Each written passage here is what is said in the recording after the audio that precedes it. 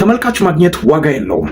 ዋናው ነገር ተመልካቾቻችን ቪዲዮአችንን እያዩት እንዲቆዩ ማድረግ ነው። ብዙዎቻችን በዩቲዩብ እስካሁን መድረስ ወደምንፈልግበት ቦታ መድረስ ያልቻልነው ከዚህ የተነሳ ነው። እቺ ልጅ ቪዲዮዋን እስከ መጨረሻው ተመልካቾቿን እንዲያዩት በጣም ቀላል ነገር ተጠቅማለች። እንደምታዩት በእጇ ላይ የሆነ ነገር እያሽከረከረች ነው። ይሄ የተመልካቾቿን ትኩረት የምትስብበት ጥበብ ነው። ዛሬ ላይ በቲክቶክ ብዙ ሚሊዮን ተከታዮች አሏት። ስለዚህ በዛሬው ቪዲዮ የሰራችሁትን ቪዲዮ ተመልካቾቻችሁ እስከ መጨረሻው እንዲያዩት የሚያደርጉ ገራሚ 5 ቲፖች እነግራችኋለሁ። እስከ ፕሮግራሙ መጨረሻ ይከታተሉን። መልካም ቆይታ።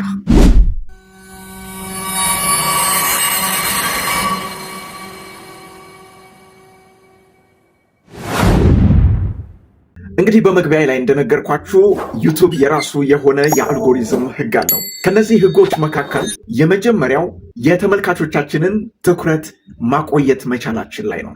ተመልካቾቻችን ቪዲዮአችንን እያዩ ቢያንስ ከ1 ደቂቃና ከዚያ በላይ መቆየት ካልቻሉ ምንም ዋጋ የለውም።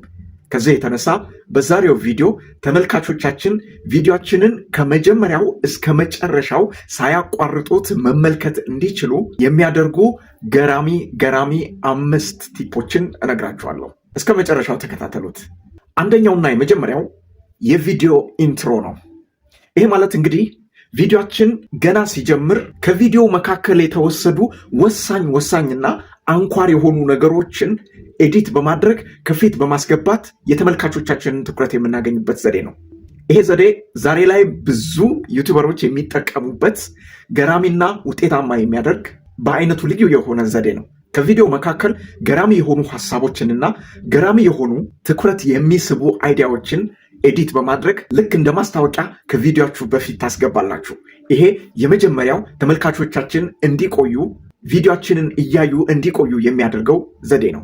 በቪዲዮ መጀመሪያ ላይ እንዳያችሁት ወረቀቱን እየቀደድኩ ነው የጀመርኩት። ይሄ አንዱ ተመልካች ትኩረት የማገኝበትና የተመልካቾችን ትኩረት ለመሳብ የሞከርኩበት አንዷ ዘዴ ናት። ነገር ግን እንደዚህ አይነት በጣም ብዙ የተመልካቾቻችሁን ትኩረት የምትወስዱበት ዘዴዎች ስላሉ እነዚያን ዘዴዎች ተጠቀሙ። ሁለተኛው ኤዲቲንግ ነው። ኤዲቲንግ ተመልካቾቻችን ቪዲዮአችንን እያዩ ተመስጠው እንዲቀሩ ከሚያደርጉ ዋና ኤሌመንቶች መካከል አንዱ ነው።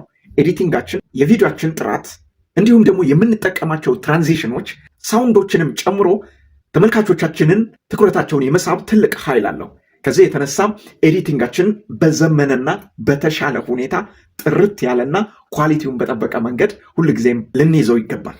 ኤዲቲንግ ወሳኙና ትልቁ ኤሌመንታችን ነው። ብዙ ቪዲዮዎች እንደምታዩት የተለያዩ አይነት ትራንዚሽኖች፣ የተለያዩ አይነት ፊልተሮች፣ የተለያዩ አይነት ሳውንዶች በተጠቀሙ ቁጥር ተመልካቾቻቸውን የማቆየት አቅማቸው እዛ ጋር እንደሆነ እንረዳለን። ስለዚህ ኤዲቲንጋችን በጣም የዘመንና ትኩረት የሚስብ አይነት ሆኖ መገኘት መቻል አለበት። ሶስተኛው የንግግር ለዛችን ነው። አንዳንድ ጊዜ አሰልቺ የሆነ ንግግር እየተናገርን ተመልካቾች እንዲቆዩልን እንፈልጋለን። ይሄ የተሳሳተ ነው። ተመልካቾቻችን እንዲቆዩልንና ቪዲዮአችንን ሙሉ በሙሉ ማየት እንዲችሉ ንግግራችን እጥር ምጥን ያለና የተከሸነ እንዲሁም ደግሞ ያማረ መሆን መቻል አለበት። አንዳንድ ዩቲዩበሮች ካሜራ ከፊታቸው ተቀምጦ እያሉ እያሰቡ መናገር ይፈልጋሉ።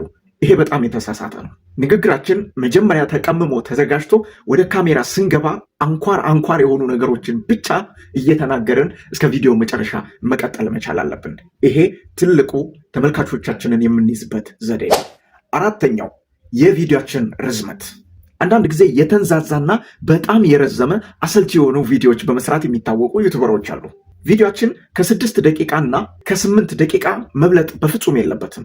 እጥር ምጥን ብሎ ተከሽኖ የሚቀርብ ጊዜ የማያባክንና አጠር ብሎ ግን ገራሚ ሐሳብ የያዘ ቪዲዮ መስራት መቻል አለብን። በዚህ ብዙዎች ከፍተኛ ውጤት እያስመዘገቡ ይገኛሉ። ከዚህ የተነሳ እናንተም ቪዲዮአችሁን ሳታንዛዙትና ሳታጨማልቁት በአጭር ሁኔታ ለህዝብ ማስተላለፍ ያለባችሁን መልእክት ማስተላለፍ መቻል አለባችሁ። ይሄ ትልቁ ሰዎችን የምንይዝበት ጥበባችን ነው። አምስተኛ የቪዲዮና የድምፅ ጥራት። የሰራነው ቪዲዮ ጥራትና ኳሊቲ ከሌለው ማንም ቪዲዮአችንን ለማየት ፈቃደኛ አይሆንም። የሰራነው ቪዲዮ ድምፁ ኳሊቲው የወረደ ከሆነ ተመልካቾቻችን 5 ሰከንድ እንኳን ሳያዩን ለመውጣት ይገደዳሉ። ለምን ቢባል ጥራት የሌለው ነገር ሁልጊዜም ቢሆን የወረደ ነው በማንኛውም ሁኔታ ውስጥ። ከዚህ የተነሳ የምንሰራው ቪዲዮ ጥራትና ኳሊቲ ላይ የተመሰረተ መሆን መቻል አለበት። ይህንን ሁሉ ሀሳብ ጨምቀን ይህንን ሁሉ ልፋት ለፍተን ቪዲዮችንን ሰው ካላየው ትልቅ ኪሳራ ነው። ከዚህ የተነሳ የቪዲዮችን ኳሊቲ ሁል ጊዜም አንደኛ ደረጃ ላይ መቀመጥ መቻል አለበት። ጓደኞች የዛሬው ቪዲዮ ይህንን ይመስል ነበር። ቻናላችንን ሰብስክራይብ ያላደረጋችሁ ልጆች ሰብስክራይብ በማድረግ የማቀላቀል መብታችሁ የተጠበቀ ነው። በቀጣይ በሌላ ገራሚ ሀሳብ ተመልሰን እስክንገናኝ ድረስ ቸርን ሰንብት። መልካም ቆይታ